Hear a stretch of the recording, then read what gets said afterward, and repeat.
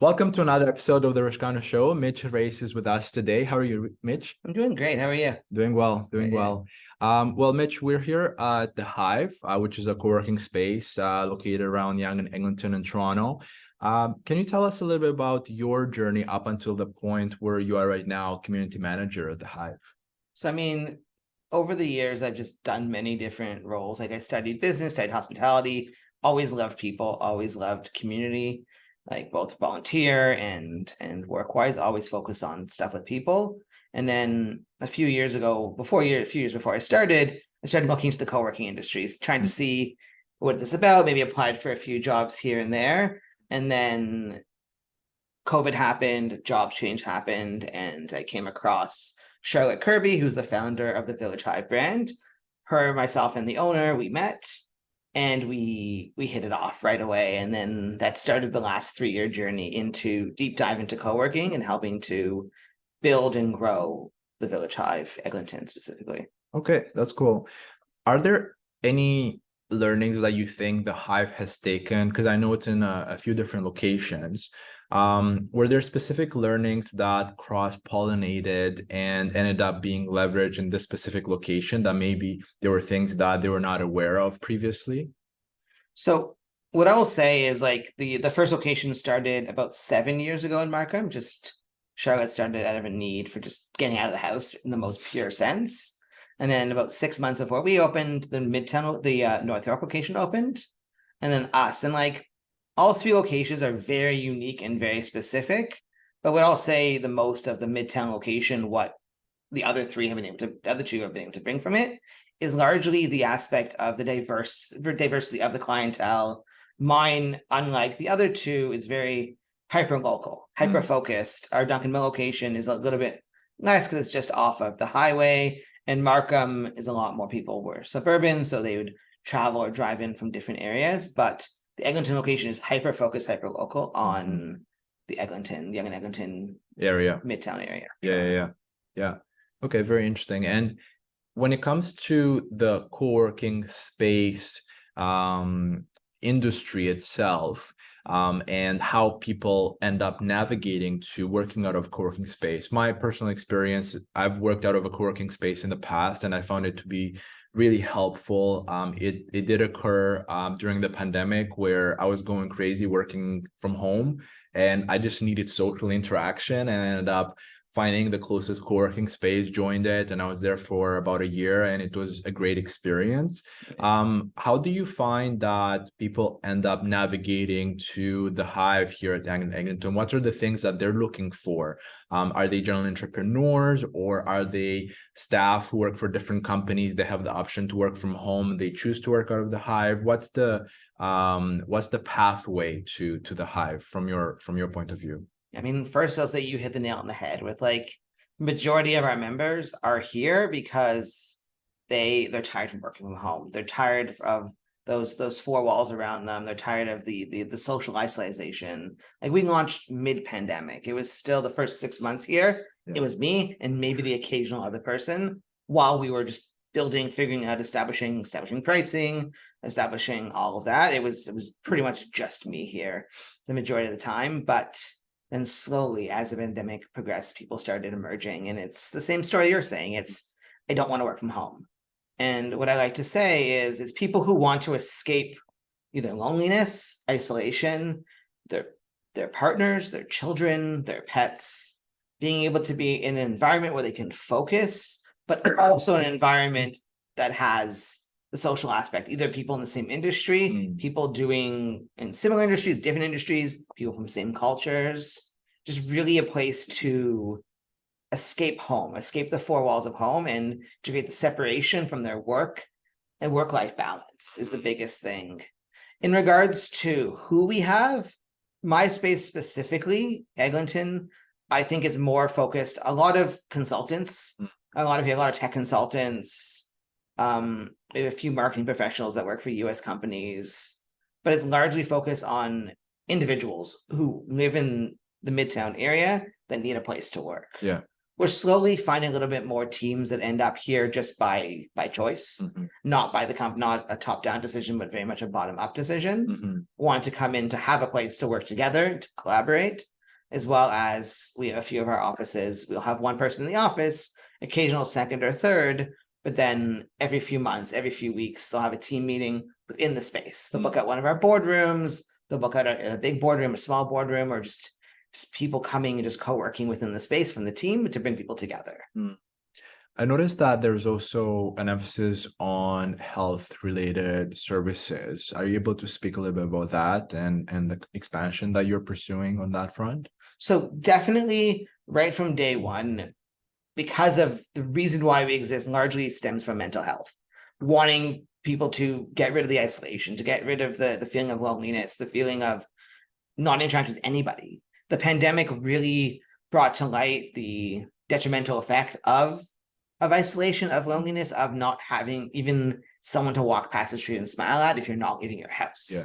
So right from the beginning, we always had some initiative focused on personal health and well-being. Initially, it started with virtual workshops with different professionals, anything from diet to exercise to mental health to therapists to relaxation to yoga to all of the above virtually, which then molded into a few in-person workshops. And then we really saw the need for mental health professionals specifically wanting to have a place to work out of that is still flexible because they don't have clientele to have their own office. That's when we put forward the high wellness space, where it's offices that are focused, designed, that we fully furnished with comfortable couches, with blankets, with calm lighting, calm colors, to give mental health professionals, social workers, psychologists, a place to rent, to work from on demand as they need it, half days, full days, or we also do by the hour in the evening. It's really focused on giving people a place, both either professionals to do counseling or just people as a whole, a place to work from, a place to be to other people. Interesting. I remember you mentioning an event that you attended recently that was organized by a board of trade in and around Toronto area. Yeah. And the conversation was quite combative with regards to the services that are provided by coworking organizations, and it came perhaps from the point of view of some large corporations that may have different preferences in terms of where people will be working out of. Are you able to speak a little bit about the friction that exists with regards to people's choices as to where they want to work out of, where they should work out of, from the different points of view of various stakeholders that are involved in decisions with regards to workplaces? Yes, definitely. There's a lot of misconceptions, misconceptions about the positive effects of flexible workspace, coming from the aspect of employers or corporations versus the aspects of employees. And it has been proven that having 2 to 3 days in office and then giving employees an opportunity to work from home or from a co-working space some days is more successful. It does increase the aspect of productivity as a whole. It's definitely something that study after study has truly shown, that when employees are given the ability to have some choice and some freedom on the location of work, it would really give them workplace satisfactions a lot more. Productivity increases. So when the big employers are looking at this and saying like, but I want you here, I want to make sure that you are working, the studies have proven that they're still going to get the work done. The productivity is still going to happen. If you want to call your staff in once a week, once a month, once a quarter, if it's more of the larger international companies that are decentralized, that's also great, right? Because you still do want to have the culture of community amongst workers, even if they've never met in person, even if they don't ever really meet in the same city. But the aspect of giving people the flexibility will increase to more productivity. A lot of big real estate companies, big banks are concerned that if everyone's moving to the suburbs, everyone's working remotely, then what's going to happen to the core of the city? it's not true. Flexible office spaces will come in there and either fill the spaces, or maybe there could be more residential places in the core, and some of them could move more to that. It's not going to spell the detriment of a downtown if people are allowed to work from their house. It just changes the landscape of a city. It changes the priorities of a city. It changes the landscape of a downtown core, but it does not mean it's detrimental. And overall, the flexibility will lead to happier workers, happier people in Toronto, a happier city as a whole. And that's my opinion, but I do feel that like it's been proven that giving employees the flexibility will lead to happier employees and a more productive workplace. So from your experience, having interacted with many other co-working space leaders in Toronto and based in other cities, are there certain things that you notice that if a co-working space does this, and this, they are likely to survive and be successful, thrive as a co-working space, as a co-working community? Whereas if they don't do those things, they are likely to fall apart. We have examples, including major players in the co-working space that are trying to cancel their long-term lease agreements that they have in place because they have come to the realization that the numbers just don't work based on the bets that they've placed. But there are co-working spaces like the Hive and others who have used a certain playbook that has allowed them to perhaps build more incrementally and be able to be more sustainable. Are there certain things that really stand out to you that make a co-working space successful?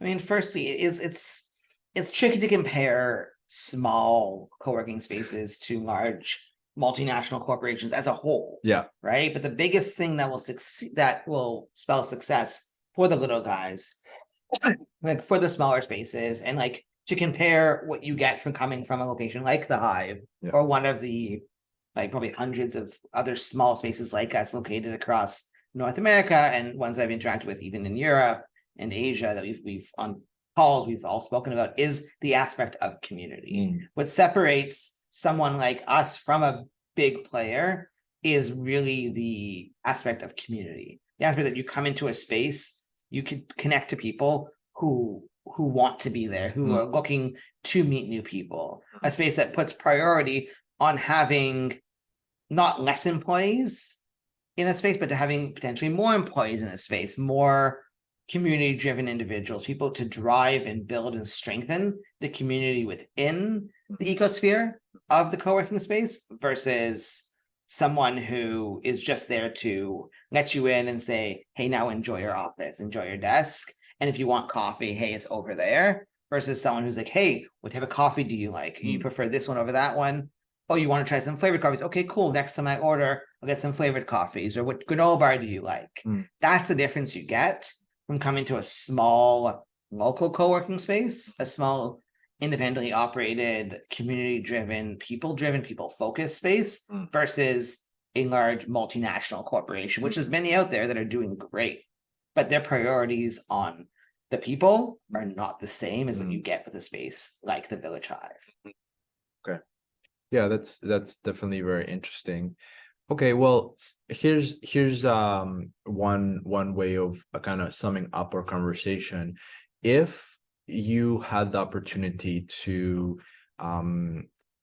reflect on the Hive, reflect on your career thus far, and if you had a blank canvas where you could really deploy a new co-working community wherever you wanted, in whatever format you wanted, the size that you wanted, is there something that comes to mind is like, well, I would do this if I could have a blank canvas and I could paint a co-working community any way that I want? Are there certain things that come to mind as you're thinking about that? I mean, that's a tricky question as a whole, but the answer that first comes to my mind is I like what I've been able to build at the Village Hive at Eglinton. Yeah. Right. It is a community of people who, again, intentional community, people who want to be here, people who want to be involved. And if I was to start from scratch, you give me 4 walls, you give me unlimited budget, I would do many of the same things that we have here. I would add maybe a few more phone booths. I'd add like different things like that I've established that are needs. But the biggest thing I would do is having a variety of spaces set out to individual people's needs, be it quiet, be it loud, be it like make sure there's a nice kitchen. People, at least in this location, in the Village Hive Eglinton, they love food. So I'd want to build a space that embraces people's love of food. Building partnerships with local restaurants, which we've done to a degree. It's just really making sure that when you establish, you are part of the greater community. Yeah. And being a community within a community is going to be the success of any co-working space. Yeah. If you are going to be the same level as the Village Hive, which is small, local, community-driven, people-driven space. Okay. Well, that's really interesting. Thank you so much. Well, if someone has a question, they want to get in touch with you, Mitch, they want to get in touch with the Village Hive, how do they connect? I mean, I feel like maybe we can provide some of the information underneath the video or underneath the podcast, but it's the Village Hive Coworking.ca. Reach out Mitch at eglintonhive.ca. I have your business card here, so it's .ca, eglintonhive.ca. Oh, that's your email. The villagehive.ca. All right, we got that right. Villagehive.ca. All right. Well, thank you so much for your time. Really appreciate it. Amazing. I'd love to welcome any of you to the Village Hive. Yeah. We'll put your details in the description and people can reach out. Thank you so much.